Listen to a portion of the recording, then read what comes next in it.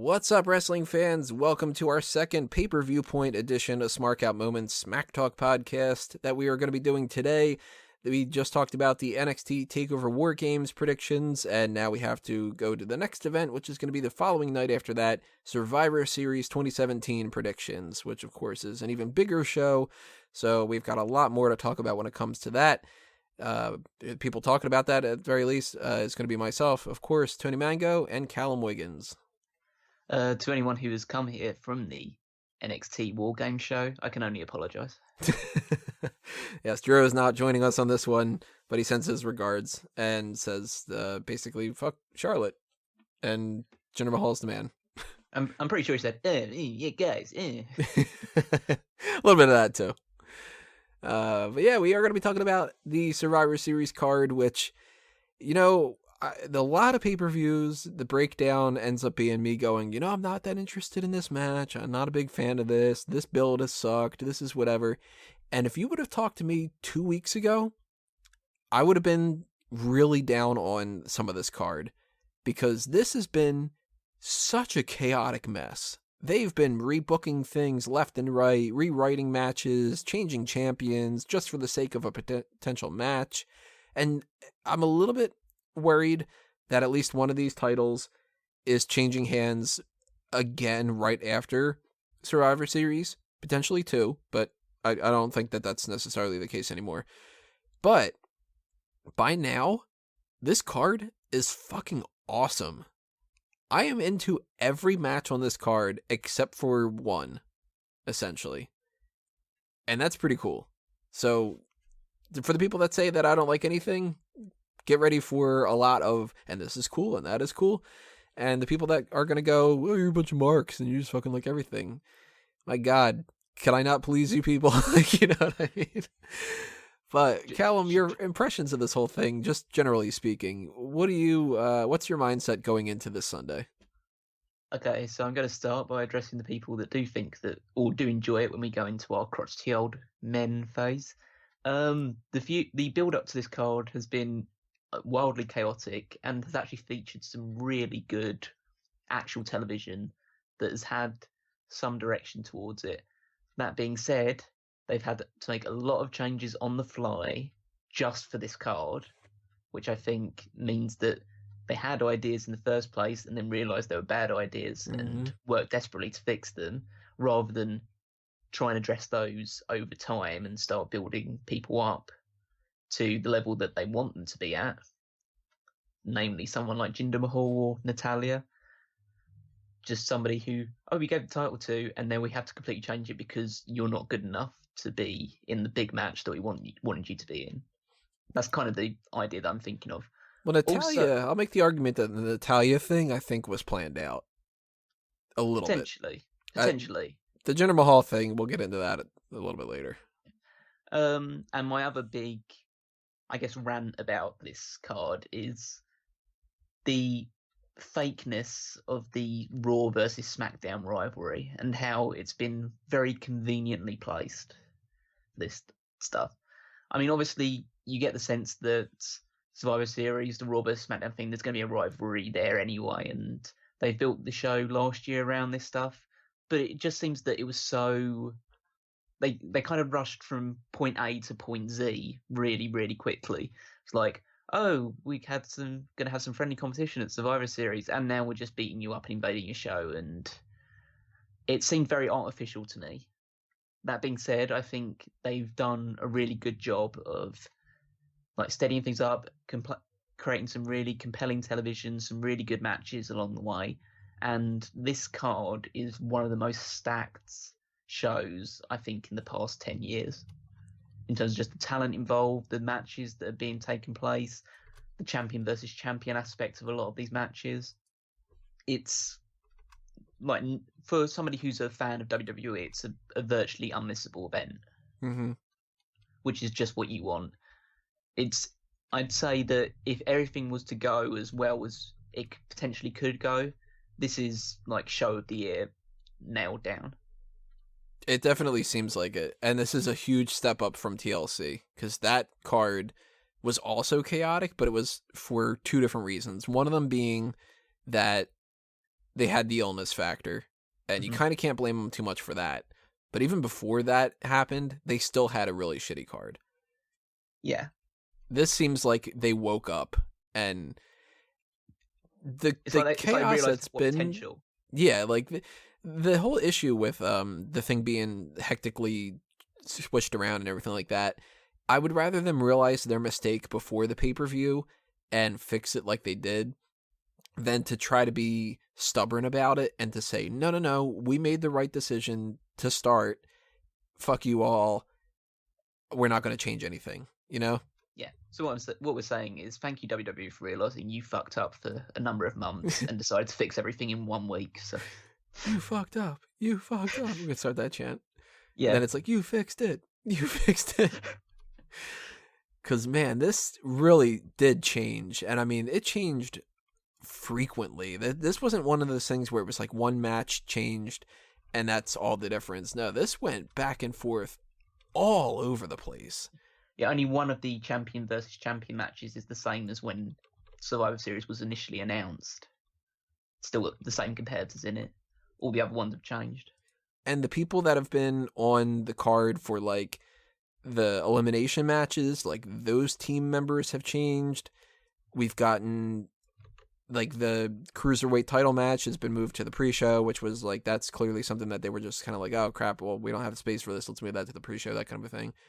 But there's some people missing on the card, and some of them we could nitpick and say like they should have had a match.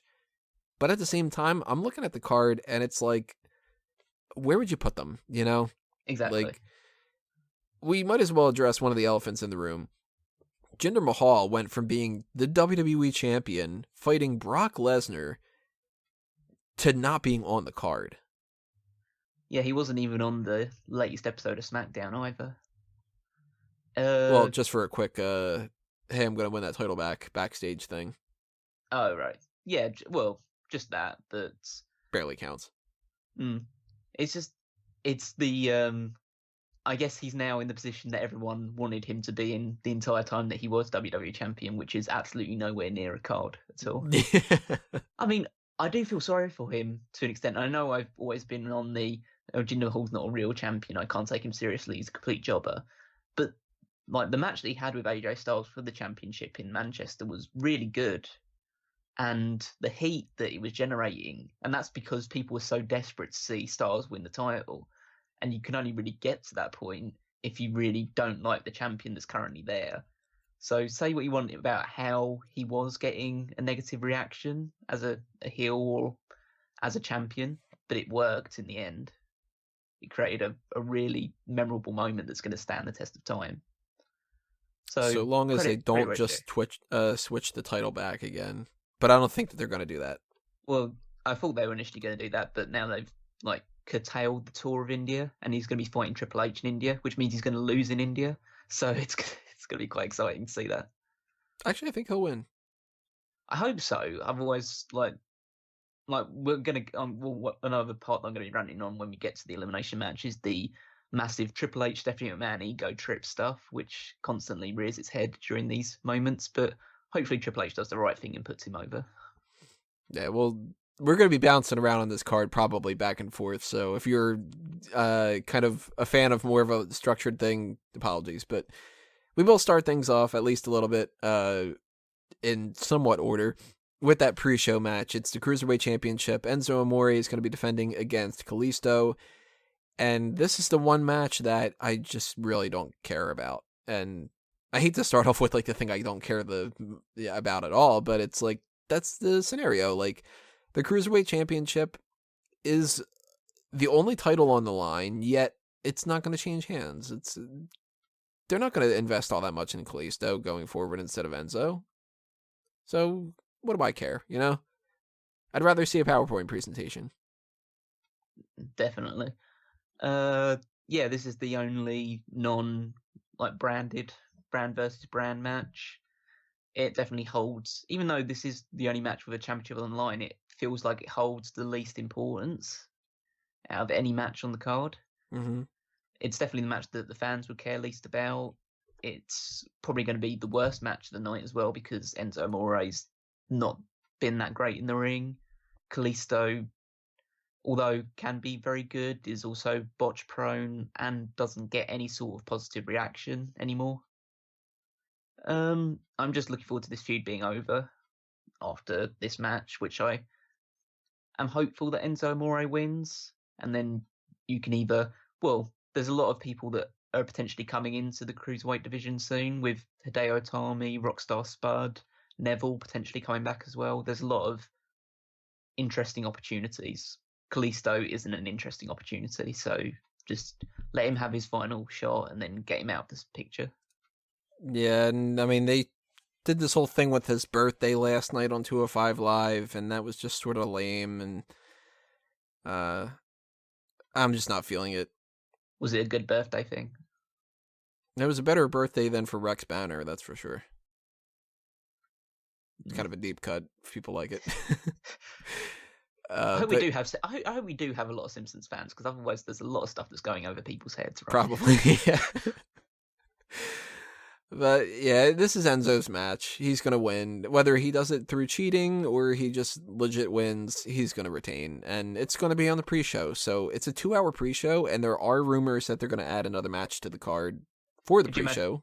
Could you imagine another Survivor Series elimination match? I don't think so. I mean, I'm thinking if they were to do that, just like as a warm-up thing, they could throw in some people that just are big enough that they should probably be on Survivor Series, but not big enough to be on the main show. I'm thinking people like Jason Jordan, obviously. Rusev, yeah. Obviously, Kevin Owens and Sami Zayn don't have a match, but I don't think... Well, we might go on to discuss them a little bit later. Yeah, there's a couple people... I mean, I'm just going to spoil it. There's a couple people that I think are deliberately not on the card because they might make interferences. Exactly. But, yeah, and people like Gallows and Anderson. I know we're not going to get the Bludgeon Brothers. They've pretty much said that they're going to be making their re-debut on SmackDown next week, so you can rule them out. I don't think that we're probably going to get some kind of a thing backstage with the Fashion Files, but that's a possibility. That could be another thing that they just add. Yeah.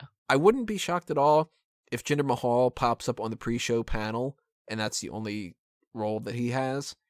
I hope he has some role. But he could be, like, there could be another thing with him against somebody on Raw, or, like, he could be leading a team of other people. Somebody mentioned it. I forget who it was, so I'm sorry I can't give you credit. Somebody, though, brought up the idea, what about doing a Battle Royal? And I was like, cool. You know what? I'd be okay with that. Like, you do 10 people from each brand kind of a thing. That'd be kind of cool. I don't think they're going to do it, but... Yeah, and you have Mark Henry win. Because I'd be fine with that, too. Yeah, like Mark Henry. Oh, yeah. Always cool with him winning. But yeah, we've got the Good Brothers aren't on the card. We've got Bray Wyatt. He's not there. Jason Jordan, as you mentioned, Elias. So maybe we're going to get like an Elias musical performance or something. There's a chance that they could do some kind of crossover stuff. Maybe it's like Elias pops up in the background of a Fashion Files thing. Like, could you imagine a duet between Elias and Aiden English? Hey, you know what? That's another thing. Why not? Like a massive Rusev Day performance. That's got a better chance of happening than something like the Battle Royal does. And it could be just like, well, I'm mad that I'm not representing my brand. I'm mad that I'm not representing my brand. Shut up, people. We're going to sing, you know? Yeah, that I definitely would be on board with that. So it all boils down to Enzo's retaining. Yeah. Yeah, the pre-show, I got a feeling even though it's going to be 2 hours, it's probably going to be mostly skippable, but we'll see. And at the very least, if they don't put any other matches that are on the card on the pre-show, at least we know that the main card looks solid, rock solid. Yeah. This is a hell of a card. And I guess let's just pick a random one here. Let's go Usos versus The Bar. I really like this matchup. And I started off by saying that when they dropped off the Ambrose and Rollins versus the Usos, I was like, this is a downgrade. But it's worth it. Because we're getting the Shield versus the New Day. The Usos versus The Bar, on paper, it's pretty much even. They're both in their third title reign this year. both tag teams have been around for a long enough time frame where we know that they're not just like a random pairing kind of deal. I mean, the Usos have always been together, so they've got a little bit of an edge when it comes to that. But they're on the same sort of scale. Like, they're not... It's not like the Shield versus Heath Slater and Rhino, where you know that clearly it's a one-sided thing. This could go either way. And I keep going back and forth between who I think is going to win. And it boils down to, essentially, to me, if the Bar wins this, then I think the men of the elimination match win for SmackDown. It's 50-50. Those two matches, I think, hinge on each other. So if Raw wins the elimination match for the men, then I think that the Usos win. It totally depends on that. So when we see the Usos versus the Bar, whoever wins that match is going to make me go, oh, okay, now I think that the men's match is going to go this certain way. And I'll kind of explain that a little bit more in detail when we start breaking down the other matches, but what's your philosophy about this? What do you think of with Usos and the Bar? Really excited about the match. It has a history attached to it because these were the last two teams in the big tag team match in the previous Survivor Series, the 10-team match. It came down to the Usos versus Sheamus and Cesaro. So it's basically come full circle, and now they're representing their brands as their champions. They've both been exceptional. They've both been producing like fantastic matches all the time this year. Mm-hmm. Like, I can't think of a single bad match, at least on pay-per-view, that either of these teams have had this entire year. The Usos and the New Day have been killing it. The Bar and the Shield were having stellar matches. Yeah, the Bar and the Shield and the Bar and the Hardys as well were having great matches. Even the Bar and the New Day, like really early in the year as well. It's definitely a really solid pairing. I've been building up the wins and losses thing based around the idea that I think the final match is going to decide it, obviously, because that's the way you would logically do it. And because I think the final match is going to be the Team Raw versus Team SmackDown match, then it has to even out at some point. So based on that logic, I've decided to go with the Usos to win this match. I think they're not so much the more cohesive team. The Bar have gone past their like lovers spat phase, and now they're a solid unit.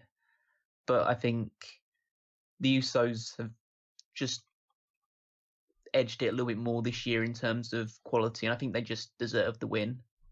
At the end of the day, I don't think this match is going to sway things too much one way or the other.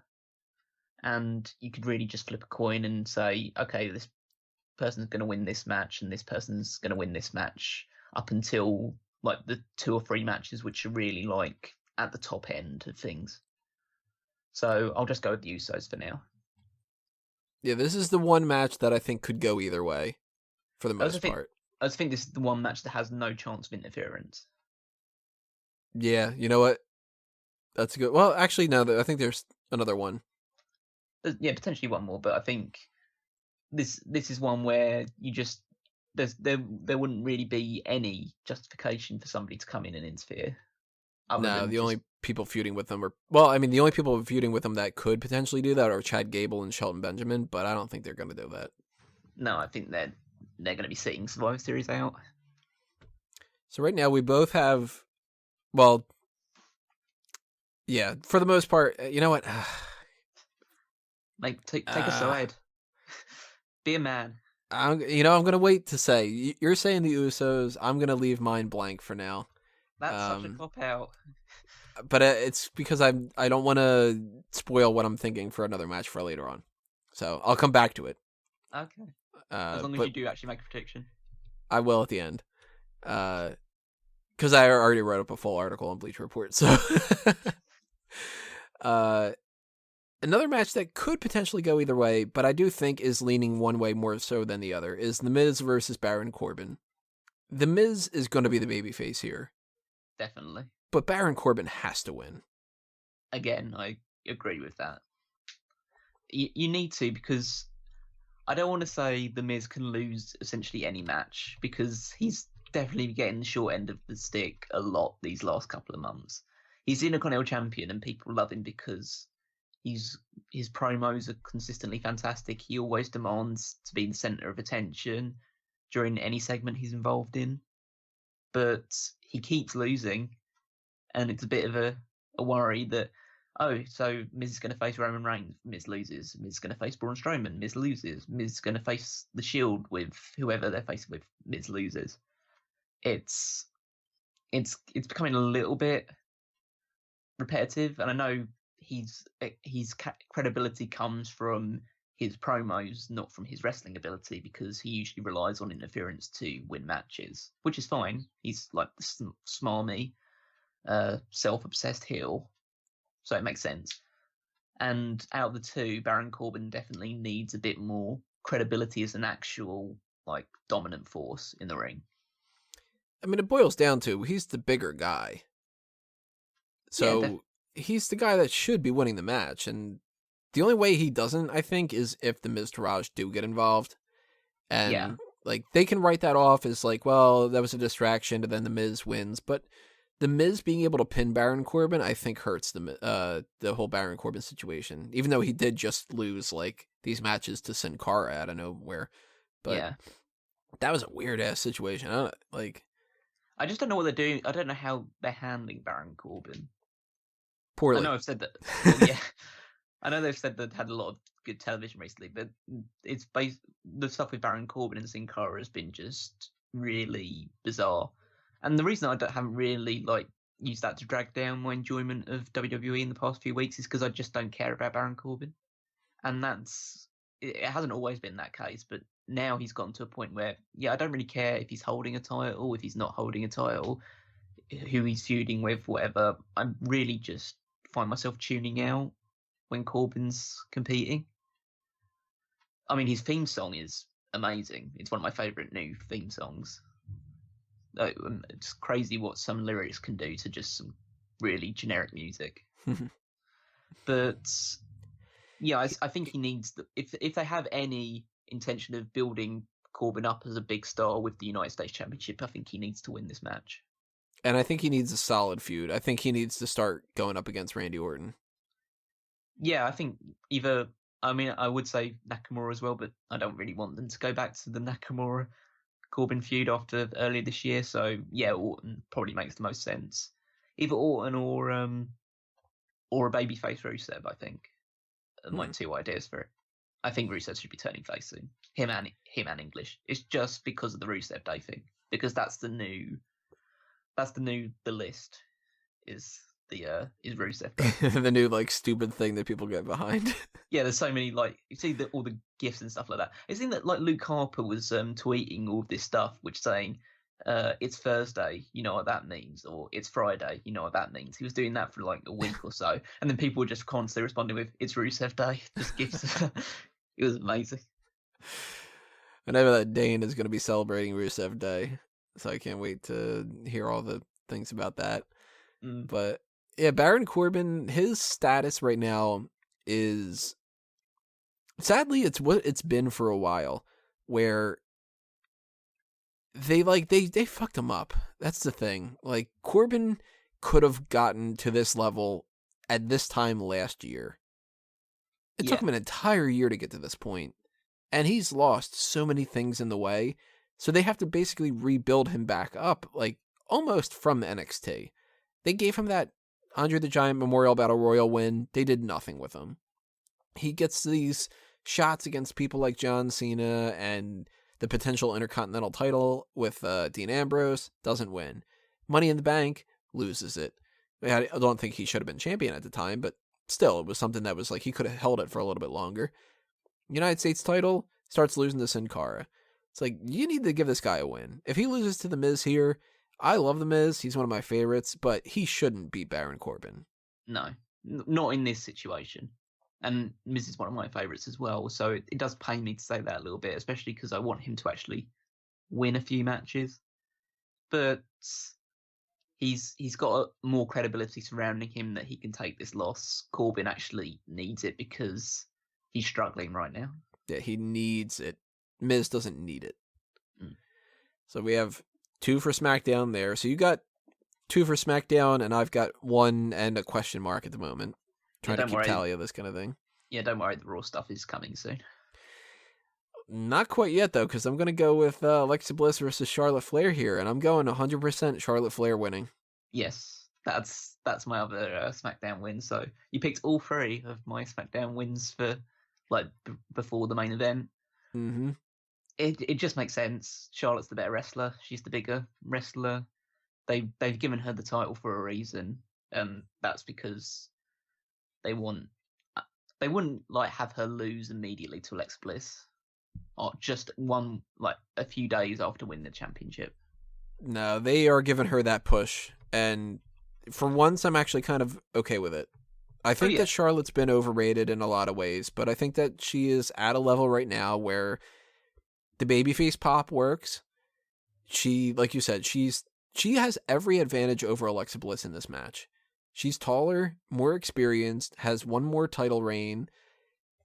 Like, there's no reason Alexa Bliss should win this match. I do like Alexa Bliss more, and if she were to win, I wouldn't be upset. But logically speaking, this is Charlotte Flair's win, and it's another one for SmackDown. And I think that this is one of the few guarantees of the night. Well, I'd say it's nearly a guarantee. There's one nagging doubt in my mind, and that's Carmella's briefcase. It would be the weirdest thing in a champion versus champion match to have a cash-in, because, first of all, there's the confusion about what title Carmella's going after, which I know will probably be cleared up quite quickly. But say the Raw Women's Elimination match happens before this and SmackDown lose, maybe there's just some sort of, well, either anxiousness or complaining backstage, and Carmella decides to try and seize an opportunity to capture the title. That's the one thing that's a nagging doubt in my mind. But other than that, I think Charlotte's pretty much got it locked down. That's the only thing that I think could stop Charlotte from winning this match. I don't have a whole lot of faith in a cash-in. I'm still eyeing up Starrcade. Yeah, I'm still seeing that as that's where I think it's going to happen. But I just, unlike with when Corbin was holding the briefcase, I think Carmella's done a good job of presenting the fact that she could cash in at any time. So I still have it always in the back of my mind that she does have that briefcase. She could cash it in at any moment. So I'm not going to rule it out entirely. So we're both going with Charlotte here. Mm-hmm.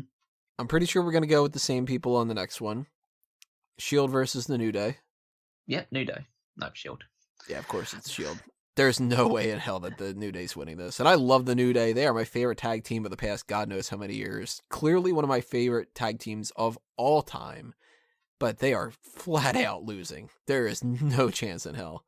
That's another one of the guarantees. Guaranteed the Shield wins. Yeah, you have 3 former world champions on one side of things. One side of the side. And even though, unlike the promo the New Day cut on SmackDown saying that they have about 32 championships and almost all of them are Kofi's. I like that. That's good. He's just like, oh, he's real good. He's real good. Yeah. Oh, he's great.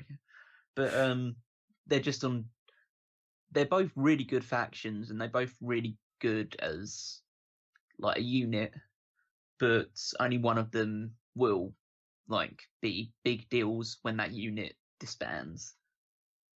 The Shield there'll be 3 really strong main event upper mid card talents.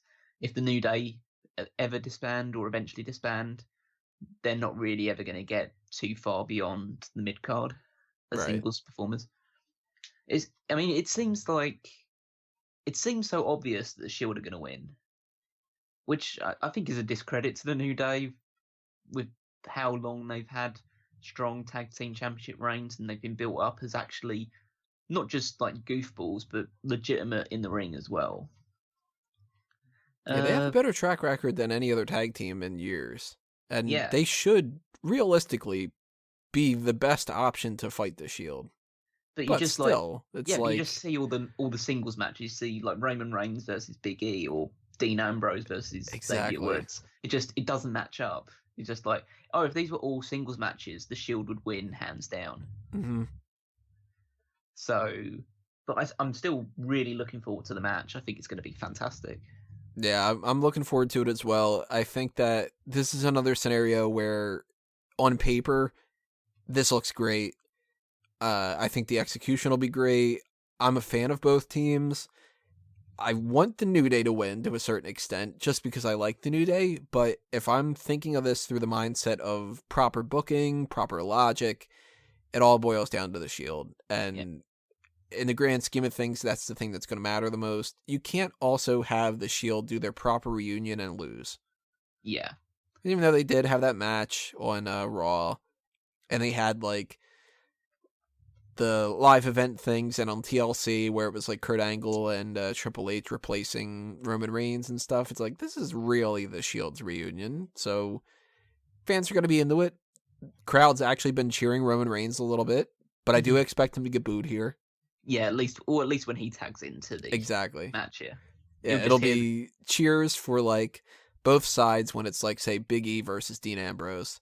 Couple like split crowd kind of things. Then like Seth Rollins starts fighting Xavier Woods, and it's like, some supporters for Rollins, some supporters for Woods. Then it's like Kofi gets in there and people cheer. Roman Reigns gets in there, people boo. Like, yeah, I expect him to shit all over it, which will be fun. Do you imagine like just going on the structure of the match? Do you think one of these teams is going to be the decisive heel team? If there is one, I think it's going to be the New Day. Yeah, I mean, I would think so, but I just think it makes more sense if the Shield are, because the Shield are expected to be the winners and expected to be the dominant force in this match. So I'd imagine, like, and especially with how well Xavier Woods plays the babyface in peril, he seems like the. I mean, I don't want to discredit him as well, because I think he's been putting in some very good performances in the last year or so. But he's the odd person out in this match, really, in terms of credibility in the ring. And so it probably makes the most sense if they are going to have somebody play the heel, then Woods would be the person being beaten up constantly. Yeah, if you go with the beaten up kind of thing, yeah. But I can see them being the cockiness. Oh, yeah, true. And if Reigns is going to get booed anyway, I just think, why not just give the Shield the heel treatment? I would love to see the backstage reaction when that happens, because you got to imagine Vince is like sitting there, he's got his headphones on, and they're all kind of like pumped up, and they're like, fans are going to love this kind of a thing. And then it's like they start off the match, and it's the whole thing that I was saying before, like Ambrose gets in there and people are cheering, Rollins gets in there and people are cheering, Reigns gets in, and then they start booing, and Vince just goes, motherfucker. Like, my God, I can't do anything to get this guy. Like, no, I've got a theory that like someone in the production team just channels in cheers to Vince's headset when that happens anyway. Just there's just the Stooges, Briscoe and Patterson behind Vince going, yeah, Roman, whoa, yeah, we want this guy to be our champion. Woo, beat Brock Lesnar at WrestleMania, and he's going, no, they love it. Yeah, that's what I think. Vince is the mastermind. I just think Pat Patterson has a crush on Roman Reigns. So we have agreed on everything so far, and I think we're going to agree on this one next too. Brock Lesnar versus AJ Styles. I think this is another guarantee. I think it goes to Brock Lesnar. It's sad for me to say that, but yeah, it does make the most sense that you give Brock Lesnar the win. It's kind of like, well, it's weird because we're saying that Charlotte, who's only just won the Women's Championship, can't really afford to lose her match against Alexa Bliss. But AJ Styles has only been champion less than 2 weeks, and we seem pretty convinced that he's going to lose to Brock Lesnar. Mm-hmm. It's going to happen. It's Brock Lesnar. Like, Lesnar doesn't lose anything. And I know that a lot of people are really, really excited for this, and there's actually a lot of people that think that Styles can win, but I don't want to get you guys down. He's not winning. There's no way. No, I don't think he's going to win. I wouldn't even be too shocked if he gets squashed, really. I don't want it to happen. I really hope that they don't make that mistake, because I think it would be a mistake. Yeah, I think they can gauge what the reaction would be to that. I think this is going to be more Lesnar versus Punk than like Lesnar versus Ambrose. I think it's still going to be one-sided towards Lesnar, but I think they're going to stretch it out over about like 15 minutes or so. I hope so. Because if this ends up being a thing where it's like Styles just like jumps at him and Lesnar eats him up and spits him out and it's like a 6-minute match, then I'm going to be pissed because I get that their priority is Brock Lesnar because their priority is Roman Reigns. And again, yes, you're still going to hear it from me. I still think it's stupid that they're doing that. And I understand that no matter what, that is the main goal that they have going into. I mean, this entire year has been set up Roman Reigns, Brock Lesnar, and that's it. And even when they've gotten a couple of outs where they could have done something else, like they could have given that title to Braun Strowman and people would have gone crazy. They could have given it to Samoa Joe and people would have gone crazy. And they were like, nope, not going to listen. We're going to do this thing. Their priority is going to be Brock Lesnar. So he's going to win this match. And it's just a matter of how much offense are they willing to give AJ Styles? Are they going to give him the proper amount, which, to be fair, it shouldn't be as much as Strowman and Joe, because they are bigger guys. They should put up a bigger fight against Brock Lesnar. But you can't make it be a Goldberg match. No. I mean, you should capitalize on the fact that AJ Styles has the speed advantage. Yeah. And use that as, like, he essentially is constantly trying to go with the high-flying moves. He's attacking Lesnar from behind, like, trying to tackle his, like, legs. And if you can build it around that, then you can have Styles survive longer than Strowman and Joe, because they try and match Lesnar power to power.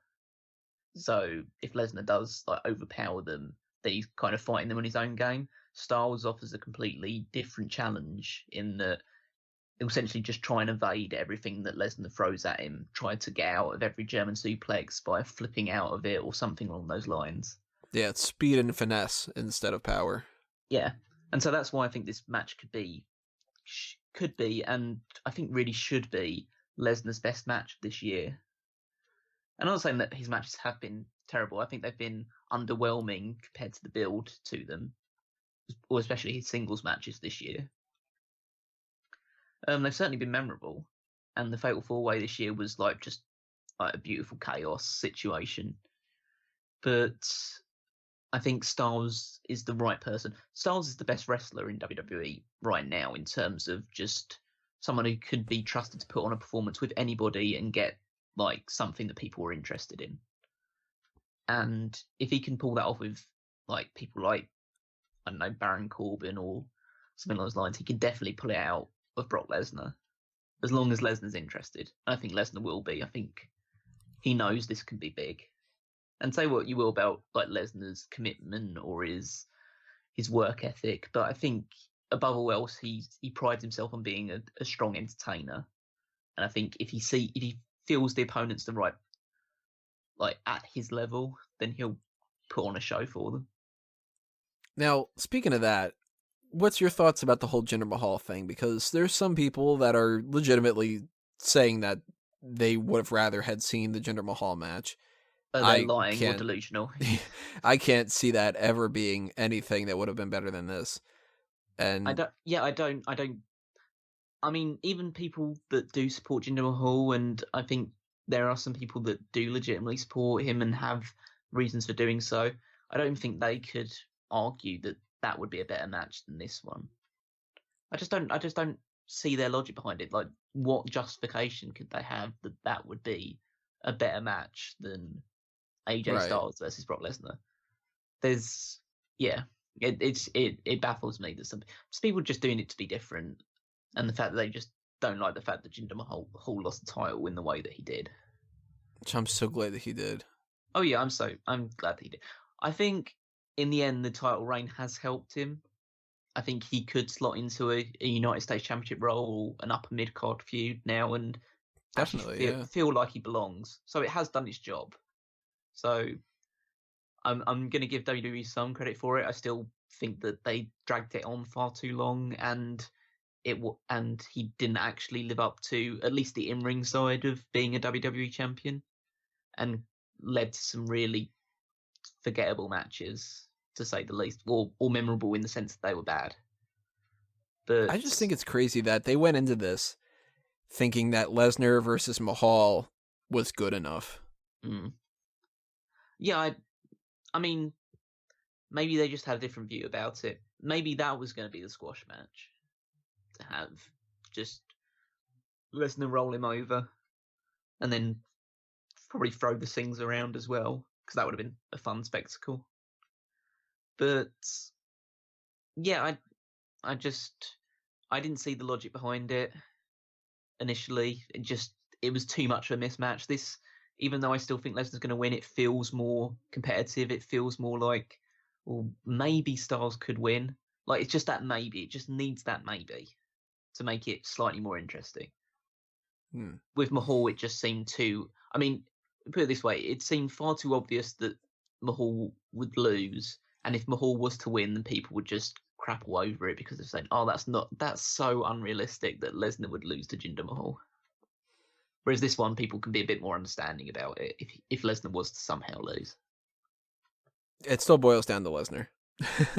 Oh yeah, I'm still 100% on your side in thinking that Lesnar's going to win this. But I just like the fact that there's an element of doubt in it. At least creeping in the back of my mind that Styles might actually pull this off. Okay, so we still have 2 more matches left to talk about. And these are the 2 elimination matches. And the difference between these 2, in my mind, are almost... I mean, there's one of them that I think is another guarantee. And there's another one that could go either way. And the guarantee I think that we're going with here is... It all boils down... I'm using that phrase so much in this podcast. This is Asuka's win. Yes. And for the teams, for those who can't read... Team Raw consists of the captain is Alicia Fox, Asuka, Bayley, Nia Jax, and Sasha Banks. Team SmackDown is led by Becky Lynch, and it also includes Carmella, Naomi, Tamina, and a mystery woman. A lot of people might be thinking that mystery woman could be... Not anymore, that anything got released. Oh, but sad. A lot of people thinking that the mystery woman could be Paige. Makes sense to me. Some people thinking that the mystery woman is Nikki Bella. Another one. Makes sense. And unfortunately, there is the bland option of it just being Natalya. I don't think it's going to be Natalya, just because if it was Natalya, they would have just said it immediately. That's my philosophy, too. I think that if they were going to go with Natalya, they would have just said, the loser of this match is going to still be a part of Team SmackDown, and Natalya is going to have to try to work her way back up and get good graces and whatever like that. I think the fact that it's to be determined means Paige or Nikki Bella, and I would actually lean more towards Paige. I think, it seems like the obvious option to put Paige into it. If I could entertain maybe a couple more possibilities. One name that's sneaking into my mind is Ember Moon. Could potentially happen if she doesn't win that title. Yeah, I think one of the NXT people, if they don't win the title, might just be pushed straight onto Team SmackDown. And there's one that might be a bit like out there, but I'm just trying to look at the possibilities. Shayna Baszler. That is a slight possibility. She's now officially part of WWE. She has signed, as far as I'm aware. Yep, she is. So, and she hasn't appeared on NXT yet. And they're obviously going to be building towards the 4 Horsewomen versus 4 Horsewomen match at WrestleMania. But of course, if she was in it, then she'd probably have to win. Which obviously takes away from Asuka's one, unless she gets herself intentionally disqualified or something along those lines. And I don't think that they'll even do that necessarily. I think that if they do that, it kind of diminishes her undefeated streak. Yeah. Oh yeah, but I mean more along the lines of Baszler just starts beating someone up and the referee disqualifies. Oh, Baszler gets DQ'd. Yeah. Okay. Oh no, yeah, not Asuka. I still think Asuka would win regardless of it, but it would have to sound like Baszler would just be, I don't know, just wailing on Sasha Banks or something. Yeah, or I'd say probably Bayley because she's more like the little girl just getting beaten up or something. I mean, she makes Bayley tap out and then just refuses to release the hold, and then she gets disqualified. That'd probably be a good introduction. That could be another possibility. But I still think Paige is the most likely. Yeah, I think that Paige was backstage on Raw because they were taking her screenshots. Like, just Oh, taking a bunch of photos. They're going to replace her like transparent image on the website. Give her something that's like a little bit more up to date. Maybe she changed her look a little bit. I don't know. I think that's what she was doing. I still think they had every intention of making her part of Team Raw until the last minute, and they decided against it. And I know I've heard the rumors of like the fact that she shared Instagram pictures with Alicia Fox and Renee Young before going on to Raw, and people wanted to get it as a surprise, even though basically anyone who looks at wrestling on the internet knew that Paige was probably going to be put onto Team Raw, so it wasn't exactly a huge surprise either way. But I mean, I don't buy into all the fans that one Instagram photo was going to ruin it. But then again, it got Jimmy Jacobs fired, so who knows at this point in time.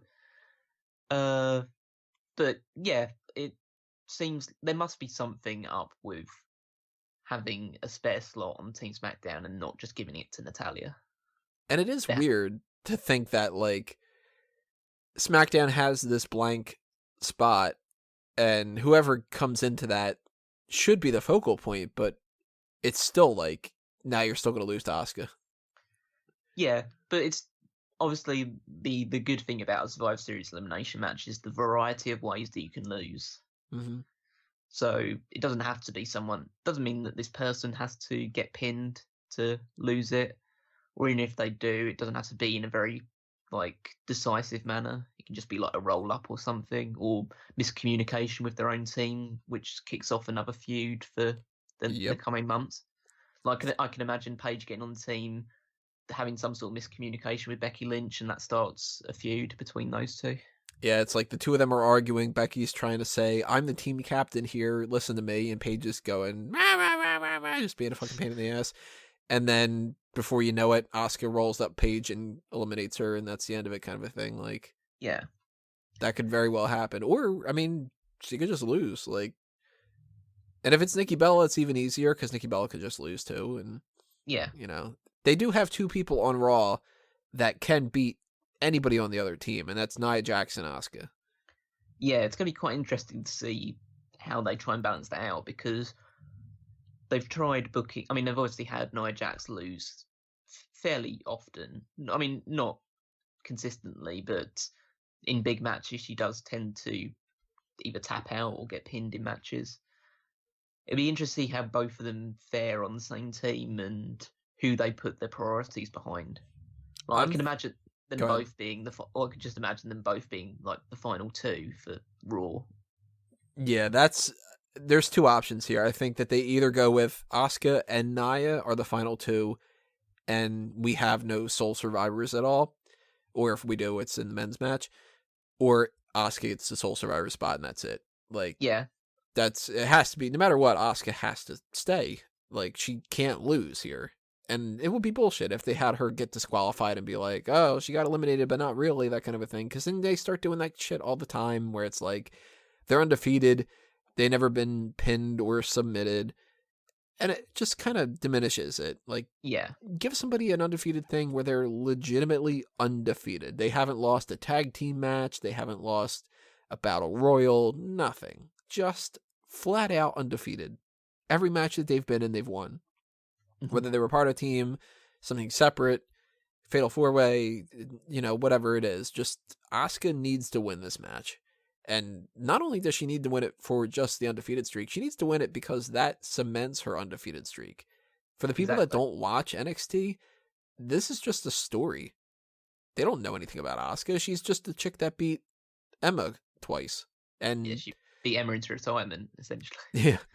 And Stacey Coates and whatever. It's like, that doesn't matter, But if she's a sole survivor, then it matters. Yeah, then she's important. She's a focal point. Yep. She's someone, okay, this is the person that's going to be fighting for the title soon or something along those lines, or it's going to be in a big match. It's important for her credibility that she not only survived this match, but I think the sole survivor thing would make her stand out a lot more. And Nia Jax doesn't have to be pinned or made to submit. She could do what she always does in matches, which is to run into the ring post and get counted out or something. Yeah, they can make that. Or they can, they could have some kind of a thing where it's like, say, because there's a lot of variety with Survivor Series matches too. That's one of the things that gets overlooked a little bit. You can have a scenario where Team SmackDown beats everybody on Team Raw except for Nia Jax and Asuka right off the bat. Yeah. And then they have to pretty much fight a 2-on-5 match. At that point, you can have two people on Team SmackDown team up on Nia Jax to take her out. Whether it's like, you know, I would assume at that point, Asuka and Nia Jax get at least one win. And then you have like 4-on-2, and then it's 2-on-2, and then that kind of a thing.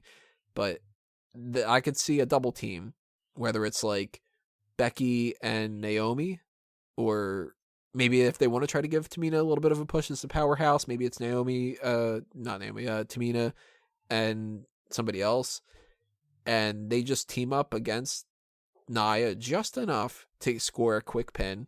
And they could even do the type of pin too, where they pin her, and while it's hitting 3, she like starts to kick out. So it's like, they just barely got Nia Jax out of the way, and then it's like, well, it's all up to Asuka, and then Asuka steamrolls. Yeah. Or do that thing where you have like two people pinning them at the same time, like one stacks on top of the other to try and get pin. Yep. Pin on. There's a lot of ways that they can get out of Nia Jax. Yeah. Or they can keep her on there, like we said. I mean, could be Nia Jax and Asuka together. It'd be interesting to see like who's the fight. I mean, we both believe that Asuka's going to win and Team Raw is going to win. It'd be interesting to see who the final person on SmackDown will be. I got to imagine it's either the mystery person or Becky. Yeah, they make the most sense. I've got a feeling that Carmella's going to be one of the first people eliminated pretty early on. Although it would be kind of funny if Carmella's last. Like if everybody else runs through and they all put up a big fight, and then it's just like Asuka versus Carmella, and she just eats her up, you know? Yeah, it'd be interesting. There's definitely a lot of variety. It's the best thing about these Survivor Series matches. There's a lot of unpredictability, even when something seems to be very predictable. And as far as the match quality goes, I'm excited. I think it's going to be fun. Yeah, it'll be a good match. That's kind of the running theme. Like this all seems like it's going to be fun. Yeah. Whether it's like Alexa versus Charlotte, normally a lot of the women's matches, a lot of people crap on them. That could be really good. Baron Corbin versus The Miz. There's no match on the card that feels like that. Lesnar Styles, that's going to be weird. Usos and the Bar, that'll be like very evenly matched. The Shield and the New Day is going to be kind of kooky. It's going to be fun, but it all boils down, again, I want to say that phrase, to... A lot of boiling today. Yeah, lots of boiling. It's quite hot. The predictions are hinging on this last match. The men's traditional Survivor Series elimination match. Team Raw, you got the team captain, Kurt Angle, Braun Strowman, Finn Balor, Samoa Joe, and Triple H.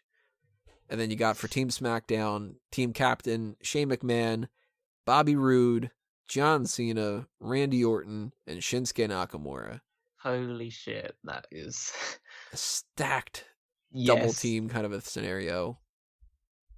And you got part-timers, you got new faces, new feuds that could happen. We could see like Finn Balor versus Randy Orton for the first time. You can see Samoa Joe and John Cena, which you haven't really seen all that much.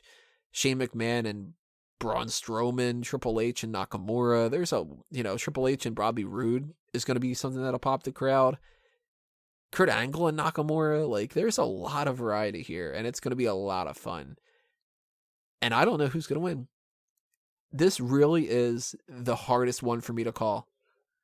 Yeah, and I think part of the reason why it's so difficult to call is because I think the outcome of this match is not going to hinge on just the 10 people that are in this match. Absolutely not. There is so much potential for people to interfere here. Should we count down? Because obviously the first one to mention would be Jason Jordan. Jason Jordan, he has to do something here. Whether it's like pre-show and he tries to argue his case and that's it, and that's like, then they kind of pick it back up on Raw, or he comes out here and he fucks over Team Raw.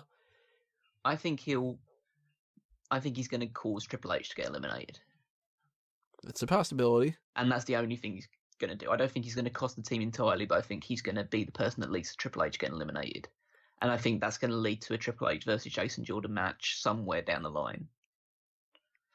Just because it seems to be that they're they're building towards Kurt Angle versus Triple H at WrestleMania. Yeah, That seems to be the obvious trajectory. I think that's pretty much set at this point.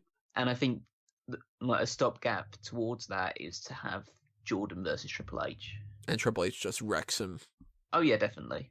But in this sort of like the Triple H way of just being in the ring with me is like pushing. I do have an issue with it. I can't.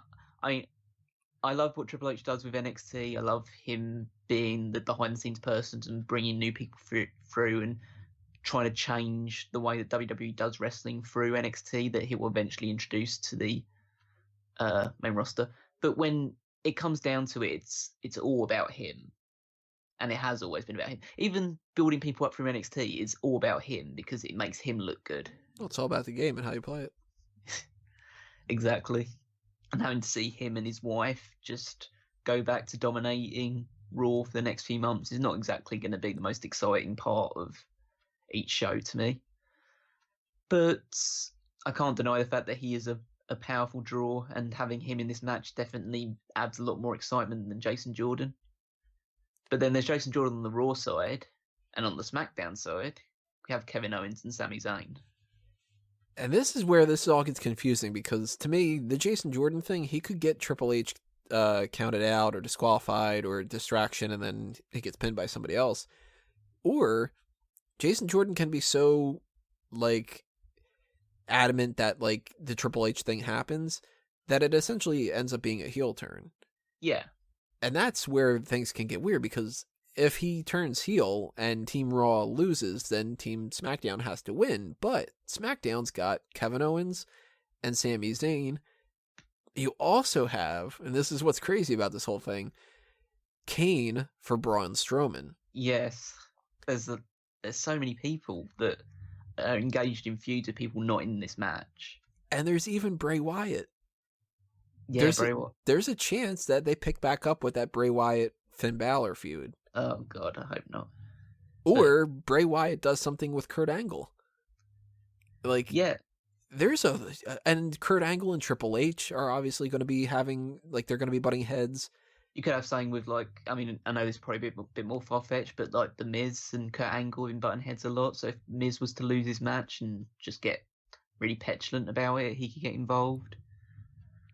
On the SmackDown side of things, obviously you have Kevin Owens and Sami Zayn, but I think you also have to take into account Daniel Bryan as well. They've been doing a lot of stuff with Daniel Bryan and Shane McMahon having issues. Yeah. And there's at least a part of me that's starting to think Daniel Bryan's contract might be coming up. And that they might... late 2018 it's coming up. Oh, late 2018. Yeah. I thought it was either early 2018 or late 2017. No, it is coming up, but it's definitely towards the end of next year. But I still think this could be he could be in for a bit of a change of character between now and then, because I think WWE will probably, if they do think they're going to lose him because he wants to wrestle on the Independents or what have you, or Ring of Honor or New Japan, then they're going to have to try and think of a way of turning the fans on him. Safe face. I wouldn't be too shocked if something happens where, even though Kurt Angle and Shane McMahon have this, like, feud going on, the Triple H thing could take precedent over it. Yeah. And we could end up getting Shane McMahon splitting with Daniel Bryan and Kurt Angle going over to SmackDown. Definitely could be a potential way to go about things. Yeah, I hadn't really thought about that too much, but there's so many things. There's so many variables. Yeah, and that's not even just taking account of what's going to happen between these 10 men. I mean, just look at the caliber of people we've got going on. Like, how are all these people going to get eliminated, or how are they going to gel together in the match? I mean, you look at Braun Strowman, you assume that Kane's going to get involved in some capacity to lead to his elimination. The Kurt Angle and Triple H thing is obviously reaching a boiling point, and we don't know if Jason Jordan's going to get involved. Yeah, boiling down. Finn Balor and Samoa Joe, they definitely obviously could get eliminated at any point, because even though they're both big names, they're not, like, infallible in any sense. Same probably goes for Nakamura and Bobby Roode on SmackDown side. Randy Orton as well could be eliminated by pretty much anybody. Shane McMahon probably will have some sort of involvement with Kevin Owens and Sami Zayn.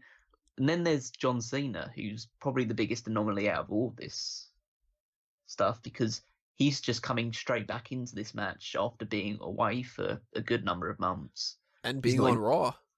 Yeah, and being on Raw.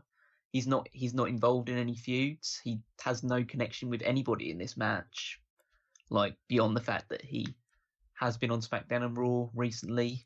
This will be, I assume, the catalyst. I don't know whether this is a one-off or not. Well, what's weird with John Cena is he is arguably the biggest star in the match. Yeah. Yet at the same time, I could see him losing to anybody on Team Raw. Oh, definitely. Like Triple H beating John Cena, okay. They've had their matches before. They've both won matches. Sure. Samoa Joe against John Cena. Samoa Joe beating John Cena gives them cause to have another feud down the line. Finn Balor, maybe he wants to put over the younger guy. Braun Strowman, of course, has a chance to beat him because he's Braun fucking Strowman. And Kurt Angle and John Cena, they've had their history together and all that. He's a legend, so that makes perfect sense. I'm looking forward to that meeting in the ring of Kurt Angle and John Cena. Yeah, because it's just like it's where John Cena started, was against Kurt Angle. So if they do that stare down, he's got to say ruthless aggression. Yeah. It'd be a missed opportunity if he doesn't. And they start playing Word Life instead. And you could get like a guy like a Bobby Roode. He can pretty much lose to anybody. I'm thinking he'll probably get pinned by Triple H. Potentially. There's such a good opportunity for a lot of feuds to develop off the back of this. But it's weird because it's Raw vs. SmackDown, so you won't see those feuds for a while. I have to preface, or no, well, not preface because we've already been into this, but I have to state something that I think people need to be aware of. Since we have so many people in this match, not everybody can be the star. No. And it's going to upset a lot of people if, like, well, Braun Strowman didn't get any eliminations. If he looks okay, that's what matters. Yeah. Somebody's going to have to be the first eliminated. And out of every single person that's here, I'm hoping that that's either Finn Balor or Randy Orton. But, I mean, somebody's going to have to do it. If it's Nakamura, that would be shocking to me. If it's Bobby Roode, I think it would be a mistake. I would be okay with it being Shane McMahon, but I don't think that makes a whole lot of sense. And it's tough. It's a tough call to make because I do think Braun Strowman will look strong, but he's not going to get like...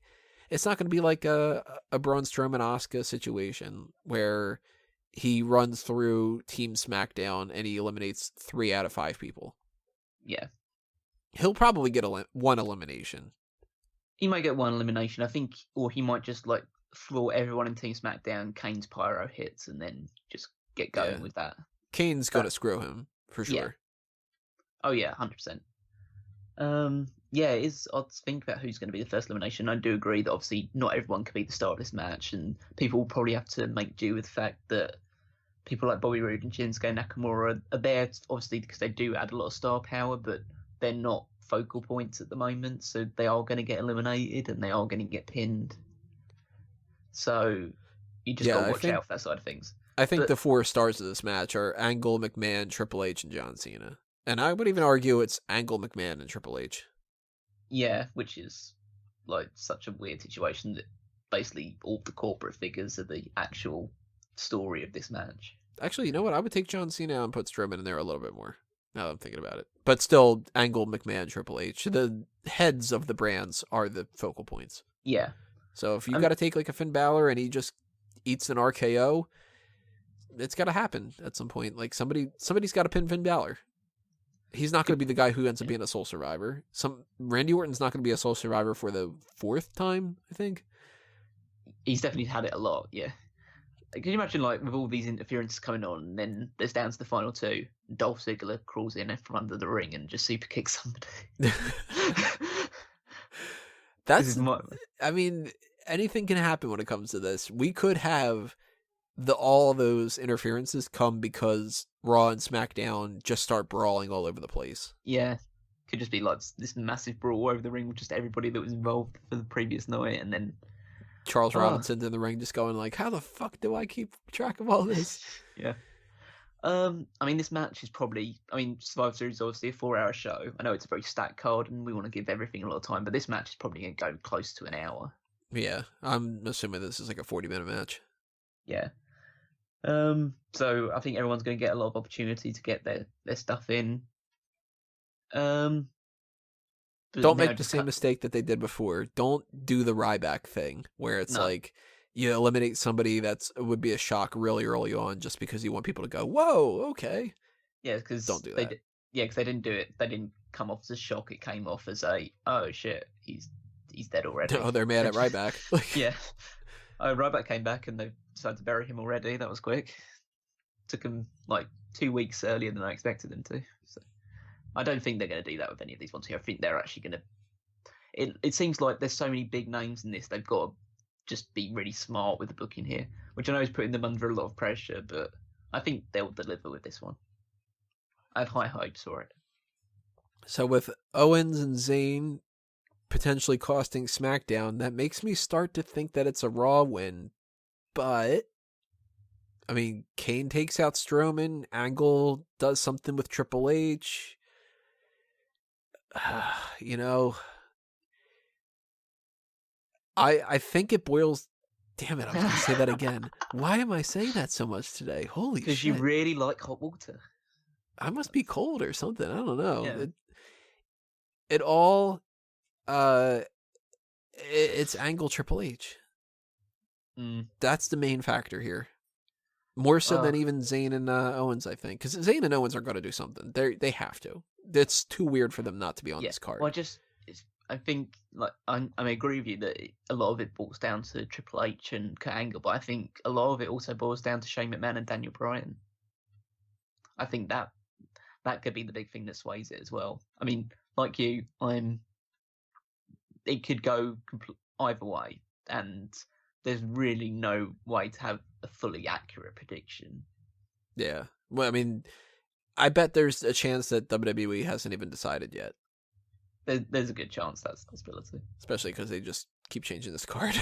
So there's a chance too. I mean, shit, we did the Call the Spot and we were like, okay, well, we know that these are the people and all that. And then it's like, all right, Charlotte wins the title and like, let's have a mystery person and let's throw whatever. And it's like all crazy. Yeah. And, well, they could just do like John Cena eliminates all members of Team Raw and then we're back to the status quo. Build him up for WrestleMania. So if I'm looking at my list and I'm taking out everybody other than Angle and Triple H, and then I'm taking out, if by some chance there was a sole survivor on SmackDown, I think it would be Nakamura, but I don't think that that's going to happen. I don't think John Cena is going to get a big push out of it. I don't think Bobby Roode's going to. All right, so here's where push comes to shove. Gun to your head time.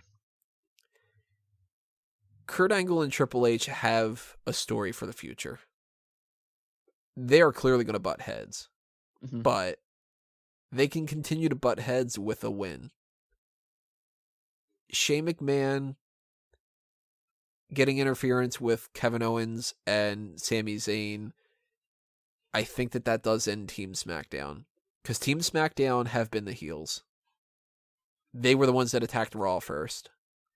It's such a weird dynamic because they should be the heels, but I don't know if you get this or not. It definitely seems to affect me that you just naturally incline towards SmackDown. Almost. Well, it's kind of like rooting for the underdog. Yeah, exactly. You just know that Raw's the bigger deal, so you want to support SmackDown. SmackDown feels, even though they did strike first and were heelish in their actions, and Raw's attack in the latest episode of SmackDown was going to be the revenge angle, they came across as the heels in that, and so I'm personally would root for SmackDown over Raw. It's just a natural inclination for me. I grew up watching SmackDown. I didn't grow up watching Raw. So, but yeah, it's a I'd be interested to see how the crowd is split on this one. Yeah, they're probably just going to be cheering and booing like crazy and not knowing really like how to balance everything out. But that just makes it even more interesting. I'm gonna go Team Raw, and I think that it's gonna happen where it'll be Triple H at the end. He'll be the savior, and then he'll be able to complain afterward and be like, "You didn't even win. It took me to do it." And Shane McMahon can pick up where he left off with Owens and Zayn and be like, "We would have won if it wasn't for you two fucking things up." Yeah, I'm also going for Team Raw. I just think the Zayn and Owens thing, for that to have a definitive impact, SmackDown need to lose. But for the Triple H Kurt Angle thing, then it doesn't have to mean that Raw loses. And if I'm going for a sole survivor for Team Raw, I'm going Samoa Joe. Could happen. I'm thinking the Zayn Owens thing is gonna like end up costing SmackDown to the extent that they get I think they get Shane McMahon eliminated, maybe Randy Orton eliminated, because obviously they've been feuding with them as well, maybe Nakamura. And I think it's going to boil down to the final two of Samoa Joe and John Cena. And that will build their feud going into WrestleMania, because that's a feud I definitely want to see at WrestleMania. Even though a lot of people saying that Cena will win the 17th title, I think it makes more sense for him to be feuding with Samoa Joe. I would much rather see Samoa Joe versus John Cena than John Cena versus Jinder Mahal. Exactly. And especially because that means that Jinder Mahal has to win the title back, and I don't want that to happen. I don't think that's going to happen anymore. I think Nakamura wins the Royal Rumble or the Elimination Chamber and fights AJ Styles for the title at WrestleMania. Yeah. I mean, it would make a lot of sense to have Nakamura win this match, but I just think they need to have Owens and Zayn reach the level they want to reach them. It seems that they want them to be reaching for in terms of like top heels on SmackDown. They need to have a decisive impact on this match as opposed to just, doing something to get Shane eliminated and then not having any real impact on the match beyond that. Well, what's funny about this is we both go Team Raw, but we both go Team Raw for both elimination matches, and that's what's a little strange. It is a little odd like that, but I think as long as you balance out the matches to say, we both have Lesnar, and we both have Team Raw for the elimination matches, and we both have the Shield. So those are 4 wins for Raw. Yeah. And then we've both got Baron Corbin and Charlotte Flair. And because of the way that if I'm going Team Raw, then I have to go with the Usos because it has to be 4-3. It can't be 5-2 without it looking weird. Yeah. It definitely will be 3-3 going into the final match. I know that's predictable, but it's predictable in the right way. It's logical. You need to have the final match mean something, which is weird because last year, obviously, they just had Team Raw win the first 2 matches and then the final match didn't mean anything. Even though they made it seem like SmackDown won the night because they won the big elimination match. And I'd be okay with them not doing they shouldn't do say the Shield wins and then Charlotte wins and then the women's match Team Raw wins and then Corbin wins. Then it ends up being it's 1-1-1-1. It should be like the Shield and the match order doesn't make sense, but it's like the Shield and then Brock Lesnar win, and it's 2 on Raw, and SmackDown is oh shit, we need to start winning. Yeah, I'd be happy with Raw gets 2 wins, and then SmackDown wins the next 3, and then you have the Lesnar versus Styles match that Raw wins it, and then you have it all resting on the final one. Yeah, I think that's a better way to book it. Yeah. And then Raw wins, and then Raw gets their victory, but at the same time, Triple H and Kurt Angle can still bitch and complain to each other. They could do a whole, Jason Jordan gets sacrificed kind of thing. Mm-hmm. Kane picks up where he left off with Braun Strowman. They have a match on Raw afterward at some point, because they never really had their full match on Raw this week. So they need to do that. It's going to be some kind of a gimmick match, that's for sure. Probably Raw 25, I'm thinking, the 25th anniversary show. Yep. And, so it ends up being Team Raw with 1 victory more. Mm-hmm. So those are our predictions for Survivor Series. Make sure you guys stay tuned to the website for the live coverage of that. Of course, the post show coming up afterward on Sunday night. where we're going to break down everything that actually did happen, see what we were right about, what we were wrong about, the different things like that. I'm excited as hell for it. I think this is going to be potentially the best pay-per-view of the year for sure. And if I'm disappointed, then I'll be really disappointed. It's going to be a big show. I'm really, really looking forward to this one. I'm looking forward to NXT as well. It's a big show. Many, many hours that I'm going to be working this weekend. Not looking forward to that. This week's just been crazy when it comes to that. But it's all worth it. So, or at least it better be worth it. Mm-hmm. But make sure that you guys leave your comments below and tell us what you think is going to be happening at Survivor Series, whether you agree or you disagree with us. If you think we're crazy and that Team SmackDown's going to win all these matches, that we think that Raw's going to win, and who do you think are going to be the sole survivors? Do you actually think it's okay if Asuka loses through DQ or count out or whatever? Are you one of the people that actually thinks that Styles has a chance at winning?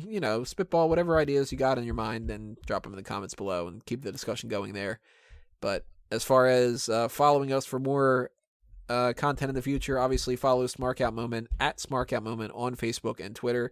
Subscribe to the YouTube channel if you haven't done that already. Ring that bell for notifications to check off that and get aware of when we do post these post shows, because those are the next things that are going to be coming up. And follow Callum over at Wigmeister14. Mm-hmm. Follow me at Wigmeister14 on Twitter, and definitely check out Smoke Out Moment for all the articles. Big weekend, obviously Takeover, Survivor Series. We'll be putting out the weekly content in the build up to that event, so check out the website for any excellent wrestling news. You could find out today that James Ellsworth got released, if you didn't know that already. That was a big thing that turned up. Hopefully that's the only big news that I got to do today. Too many other things I want to work on. Don't overload me too much, WWE. Yeah. Oh, Paige has been released. Oh god, that's such a... Oh no. I'm so devastated. Yeah, so if you are following the Fanboys Anonymous side of things, the next thing you'll be seeing is going to be the Justice League review tomorrow night, and then following that it's going to be the episode breakdown, 13 episodes of The Punisher, a couple hours after that, so I'm not going to get much sleep, so that'll be great. But at the very least, it's more content for you guys. So for all those kind of things, thanks for listening, everybody. We will see you when we see you on whatever platform it is. This has been another Smark Out Moment, and we are being counted out.